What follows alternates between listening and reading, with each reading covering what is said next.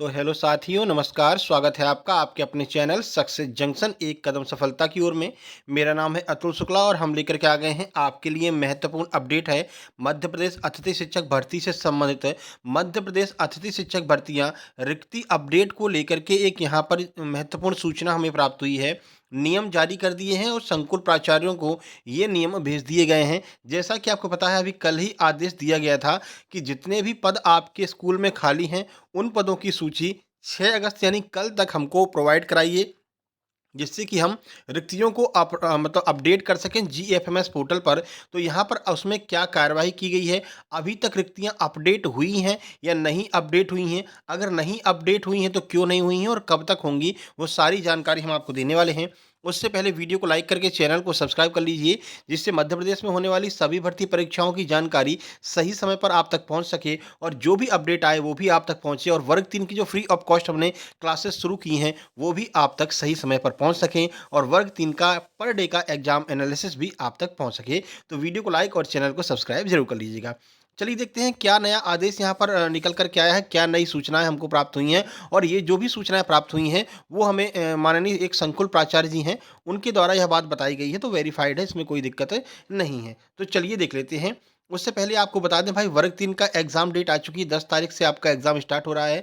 अगर आपको लगता है कि आपकी तैयारी पूरी हो चुकी है, लेकिन एक बार हम प्रैक्टिस करके देख लें, तो आपके लिए सच्चो प्रकाशन लेकर के आया है एमपी टेट 10 प्रैक्टिस सेट। ये बुक आप मंगा सकते हैं। इसमें आपको 2500 बहुविकल्पी प्रश्न, 4 सॉल्व पेपर और 10 प्रैक्टिस सेट एक साथ में देखने को मिलने वाले हैं।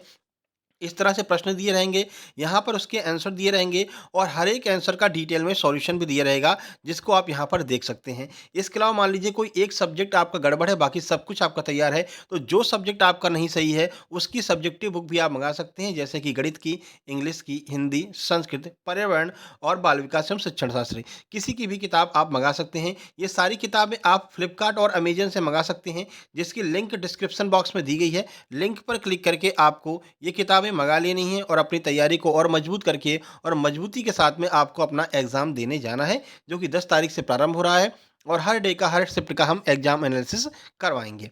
चलिए देखिए, अगर हम यहाँ पर बात करें, देखिए तो अभी क्या हुआ था कि जैसे ही बोला गया कि आप लोग जो भी पद आपके यहाँ खाली हैं वो सारे पद हमको बताइए, तो इसको लेकर के संकुल प्राचार्यों के द्वारा बोला गया था कि मिनिमम कितने पद हमारे स्कूल में होने चाहिए, कौन से स्कूल में कितने पद होने चाहिए। तो ये जो आदेश डीपीआई ने पहले जारी किया था, वही आदेश फिर से जो है संकुल प्राचार्यों के पास भेजा गया है। क्या कहा गया है देख लीजिए, जो पहले जारी हुआ था इसमें कहा गया है कि देखिए, पद संरचना में नवीन पदों का सृजन नहीं किया गया है, अपितु पूर्व में ही स्वीकृत पदों का युक्तिकरण किया गया है। इसमें बताया गया है कि कौन सी कक्षा में कितने मिनिमम टीचर होने चाहिए, उसके आधार पर आप पद संरचना बताइए कि इससे अगर कम शिक्षक आपके क्लास में है, आपके स्कूल में है, तो आप उसे हमें सूचित कीजिए। देखिए, सालावार वास्तविक आवश्यकता अनुसार पद संरचना का निर्धारण किया गया है।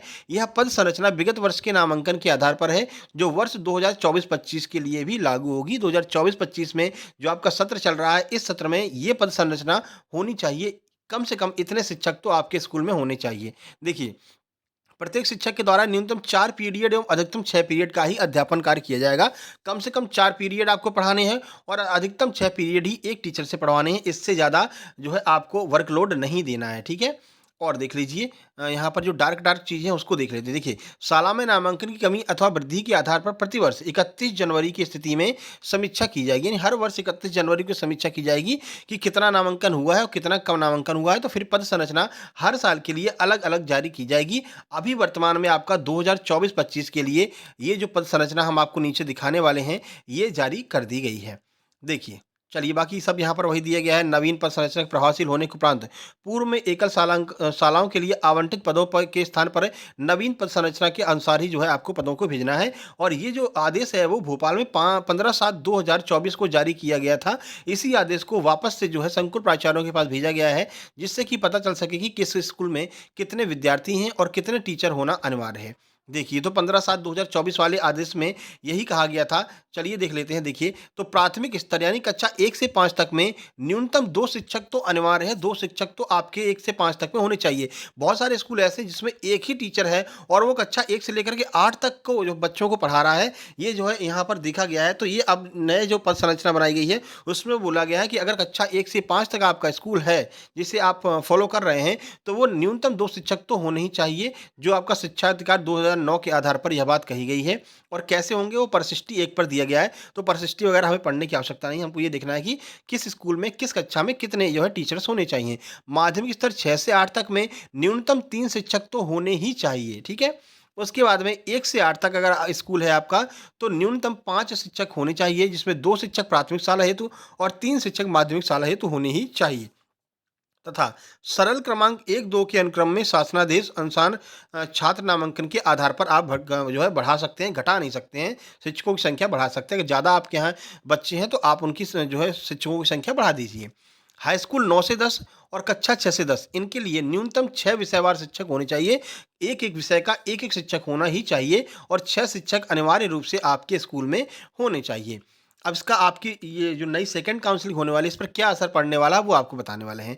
हाई स्कूल स्तर की बात करें तो 1 से 10 तक में न्यूनतम 8 शिक्षक होने चाहिए, जिसमें 2 शिक्षक प्राथमिक के लिए, 6 शिक्षक माध्यमिक और हाई स्कूल हेतु तथा सरल क्रमांक 3 और 4 के अनुक्रम में छात्रों के नामांकन के आधार पर।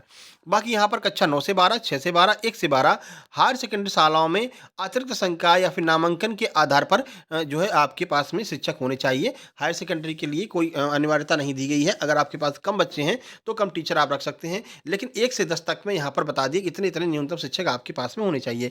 अब ये जो आदेश कल जारी किया गया था कि कल ही कल में आपको पूरा बताना है कि कितने टीचर आपके पास में नहीं हैं और कहाँ पर कितने शिक्षक खाली हैं। तो अब इस आधार पर, इस पद संरचना के आधार पर नया जो है आपकी लिस्ट बन कर के जाने वाली है, जो कि कल अपलोड नहीं हो पाई है। अभी आप देखेंगे तो रिक्तियाँ अपडेट नहीं हुई हैं, लेकिन आज ये रिक्तियाँ अपडेट हो जाएँगी, क्योंकि आज है गुरुवार और आपको पता है इससे पहले जो जारी किया गया था आदेश, उसमें बताया गया था कि गुरुवार से जो है चॉइस फिलिंग आपकी शुरू होगी। तो इस गुरुवार से हो सकता है आज शाम को आपकी रिक्ति अपडेट हो जाए, हम आपको तुरंत सूचित कर देंगे। अपडेट होने के बाद में चॉइस फिलिंग शुरुआत हो जाएगी इसी गुरुवार, शुक्रवार यानी आज और कल में चॉइस फिलिंग नवीन तरीके से होगी। किसके लिए होगी वो हमने कल वीडियो आपको बनाकर बता दिया है कि कौन-कौन इसमें अप्लाई कर सकते हैं। बाकी बहुत सारे लोगों के प्रश्न थे कि सर हमने स्कूल जॉइन कर लिया है, लेकिन हमारा स्कूल बहुत दूर है, क्या हम छोड़ कर के इस चॉइस फिलिंग में भाग ले सकते हैं? तो नहीं ले सकते हैं आप, क्योंकि आपको पोर्टल से रिलीविंग लेना पड़ेगा और पोर्टल से रिलीविंग लेने के बाद में कोई गारंटी नहीं है कि आपको चॉइस फिलिंग में मौका मिले या ना मिले। इसलिए अगर आप वहाँ पर जा सकते हैं पढ़ाने, तो आप जाइए, क्योंकि 4 या 5 महीने की ही बात है। थोड़ा-सा आप मैनेज कर लीजिए और मैं तो कहूँगा वर्ग 3 की तैयारी अच्छे से करके एग्ज़ाम दीजिए।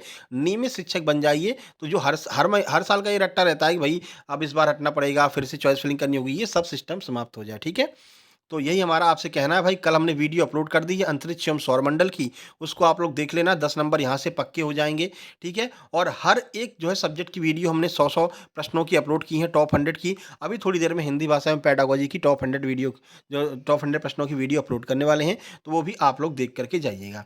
बाकी ये हमारा व्हाट्सएप नंबर है, इस पर आप मैसेज कर सकते हैं। एमपी टेट वर्ग 3 करके मैसेज कर दीजिएगा, तो ब्रॉडकास्ट में आपको जोड़ लेंगे, जहाँ पर हम डेली अपडेट और स्टडी मटेरियल, कंटेंट वगैरह प्रोवाइड कराते रहते हैं। 7052547003 ये हमारा नंबर है। बाकी डेली एग्जाम एनालिसिस आपका जो है 10 तारीख से लेकर के 30 तारीख तक हर एक शिफ्ट का, हर दिन का आपको एग्जाम एनालिसिस डिटेल में मिलने वाला है। तो वीडियो को लाइक और चैनल को सब्सक्राइब कर लेना। टेलीग्राम ग्रुप का लिंक भी नीचे दिया गया है, उसको भी आपको ज्वाइन कर लेना है। फ्री ऑफ कॉस्ट आपको टेलीग्राम पर सारे जो है स्टडी मटेरियल हम लोग प्रोवाइड कराते रहते हैं। चलिए फिर मिलते हैं किसी नई अपडेट के साथ में। आज शाम तक रिक्तियाँ भी आपकी अपडेट हो जाएंगी और कोई ना कोई नया आदेश भी आ जाएगा, ठीक है? तब तक के लिए नमस्कार, धन्यवाद।